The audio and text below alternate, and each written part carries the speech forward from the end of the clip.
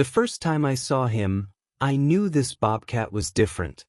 Not just because he'd managed to open his own cage at the Small Animal Rescue Center near Cedar Hollow, Oregon, but because when I leaned over the fence and asked, "Want to come home with me?" he tilted his head, blinked slowly, and gave the tiniest nod I'd ever seen from a wild animal.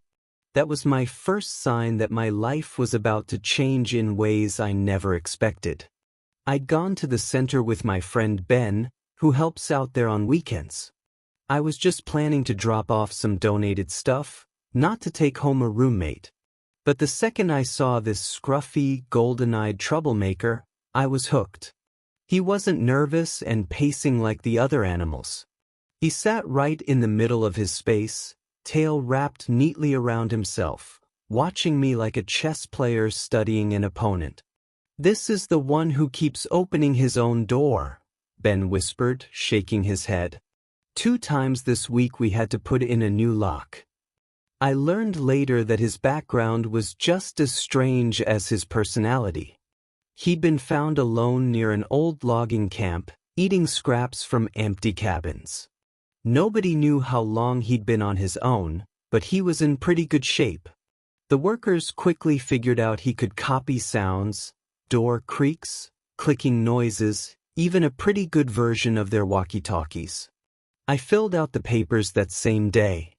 The staff didn't even try to stop me. They just said, "Good luck." His first day at my place, he checked out my cabin like a real estate inspector. He went from room to room, sniffed every corner, opened a couple of cabinet doors, then jumped on the back of the couch and stared out the window for a full minute like he was deciding if my view was good enough for him. When I set down a fresh bowl of water, he stuck one paw in, swirled it around, and then, I still can't believe this, dragged the bowl across the kitchen floor to the sink. He looked back at me until I understood what he wanted, and I turned on the faucet. Apparently, running water was the only kind he'd accept. That night, I caught him on the counter, carefully lifting the lid off my cookie jar. I clapped my hands and said, "No, don't even think about it."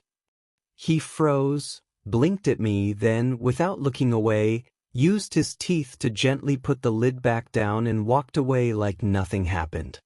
I thought maybe his smarts would make him easy to teach. The complete opposite happened.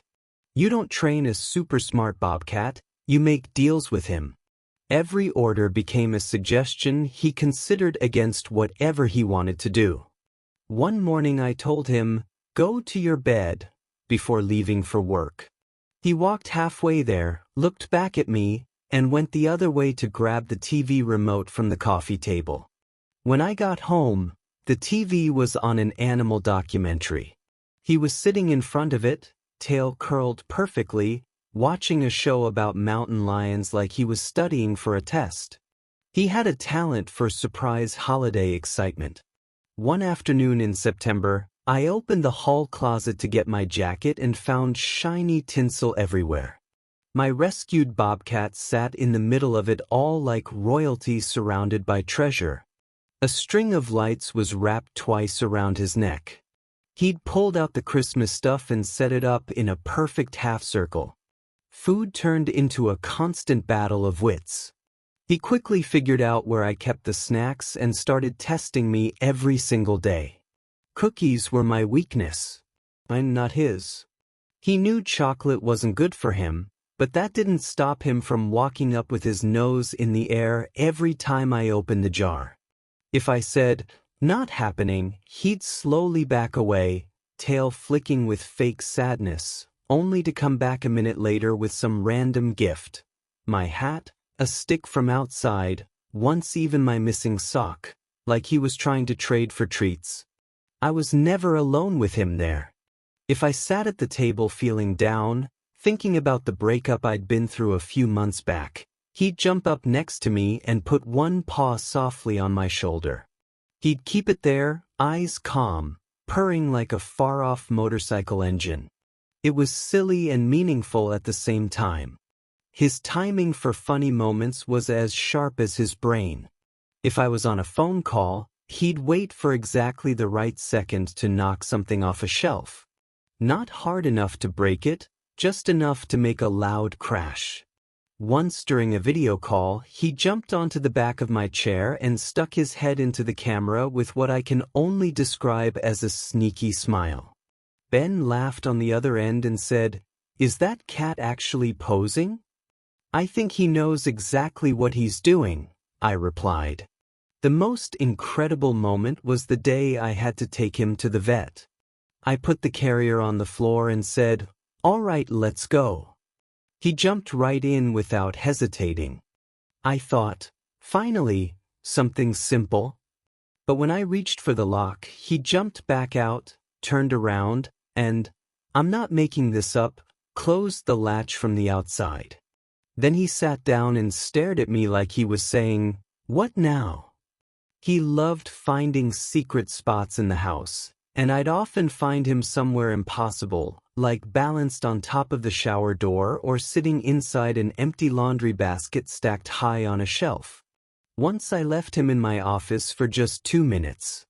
When I came back, he was on top of the bookshelf with my notebook open in front of him, flipping pages with his paw like an editor looking over my writing. Winter in Cedar Hollow gets harsh.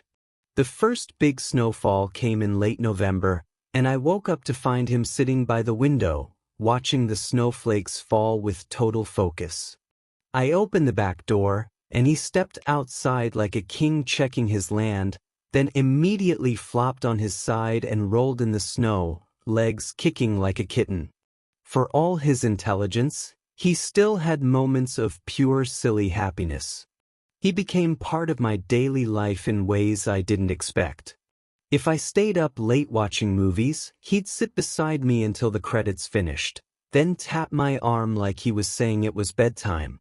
He'd follow me to the kitchen in the morning, not because he was hungry, but to watch the coffee maker, fascinated by the bubbling sound. My friends started visiting just to see what he'd do next. Ben, the guy who introduced us, swears the Bobcat winked at him once. Another friend brought a laser pointer, and instead of chasing the red, my Bobcat walked straight to the source, pawed at the pointer itself, and stared until my friend handed it over. "I've never seen anything like this," my friend said, amazed. "Yeah, he's not your average cat," I replied with a grin. There were real lessons in living with him. He taught me patience. Not the kind you're forced into when you have to wait, but the kind you choose when you realize someone else's way of doing things is just as good as yours. He taught me to notice details because with him, the smallest hint, a tail movement, a blink, could mean the difference between a calm night and finding out he'd gotten into the pantry. Sometimes I'd catch myself watching him the same way he'd watched me that first day, head slightly tilted, eyes steady, studying me like I was some complicated puzzle worth figuring out. His stare was never empty. Those golden eyes had weight to them, the kind of focused, clear intelligence that made you sure he was recording every move, every word, saving them for some future moment when they might be useful or just amusing. And I'd wonder, not for the first time, what was happening behind those eyes. Did he know he'd been saved? Did he understand that the cold, lonely days at the abandoned camp were gone forever? Or did he think this weird new setup was just another short stop in a life full of uncertainty? There were times I'd find him sitting quietly on the windowsill, looking at the tree line with an expression I couldn't quite understand. His ears would twitch at the smallest sound, his tail moving slightly like he was deciding whether to go back to the wilderness he came from or stay here in the warmth of our shared life. And in those moments, I'd feel something pulling in my chest, that fragile connection between two beings who had chosen, in their own ways, to stay. All I knew for certain was that we'd found each other at exactly the right moment. Me struggling through my own quiet troubles, needing something to pull me out of my thoughts, and him needing someone patient enough to live with an unpredictable genius. And believe me, genius is exactly the right word. He didn't just figure out problems, he invented them, pushing limits, not because he had to, but because the whole game of action and reaction fascinated him. He'd stop in the middle of some regular afternoon, lock those golden eyes on a doorknob, a latch, or a loose piece of wood, and you could practically see the thinking happening behind them. It wasn't nervousness. It was curiosity in its cleanest, strongest form. Every door lock was something to beat. He'd work on it with his claws, his nose, or just pure stubbornness, never quitting until he'd either won or decided something else was more interesting to check out. Every closed box was a secret to crack, a puzzle demanding a solution, and once he solved it, he'd look at me like he expected praise, or at least some recognition that he'd figured it out. It was mischief that didn't feel mean, just powered by that same unstoppable brain that refused to leave anything unexplored. Sometimes I'd find my shoes in strange places, the rug rolled halfway across the room, or a pile of pens mysteriously gathered on the windowsill, all little victories in his ongoing experiments with cause, effect, and reaction. And yet, despite all the scheming and tiny acts of chaos, there was something deeply rhythmic about life with him, an unspoken understanding that each day would bring its surprises but also quiet moments when we simply existed together. Those moments made all the craziness worthwhile.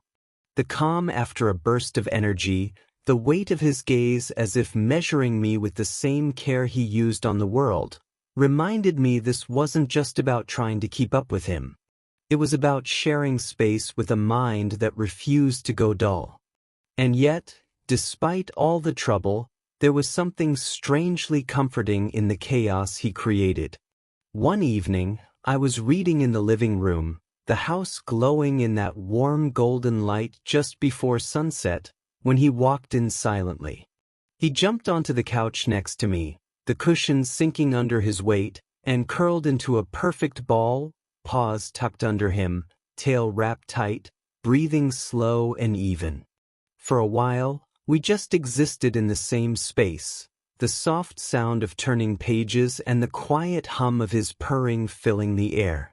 Then, without warning, he looked up at me, blinked once, and pressed his head against my arm. No tricks, no clever games, just stillness. I could feel his warmth soaking through my sleeve, his heartbeat steady, his breathing almost matching mine. Outside, the wind moved through the branches. But right then, the world felt impossibly still. And it struck me. This was the moment. For all his brilliance, for all his endless curiosity and playful chaos, maybe what he valued most wasn't the challenge of outsmarting me. Maybe at the end of everything, what mattered most to him was something much simpler, being home. I whispered softly, "You're staying, aren't you?" He didn't move, just kept his head pressed against me, purring steadily. Life with a super smart bobcat is never dull. It's messy, funny, sometimes frustrating, full of mornings starting with missing keys he's hidden for fun, afternoons interrupted by him dragging some weird project into the middle of the room, and nights marked by the thump of him jumping onto furniture he knows he shouldn't. But every single day, without exception, I'm reminded how fortunate I am. I saved him, sure, but in more ways than I can count, he saved me right back. Did you enjoy this story? What would you have done if a wild bobcat looked at you and nodded when you asked if he wanted to come home with you? Would you have taken him home right away like I did, or would you have thought it was too risky and walked away? Let us know in the comments below. If you liked the story, subscribe to this channel and leave a like. Thanks so much for listening. See you in the next video. Have a great day.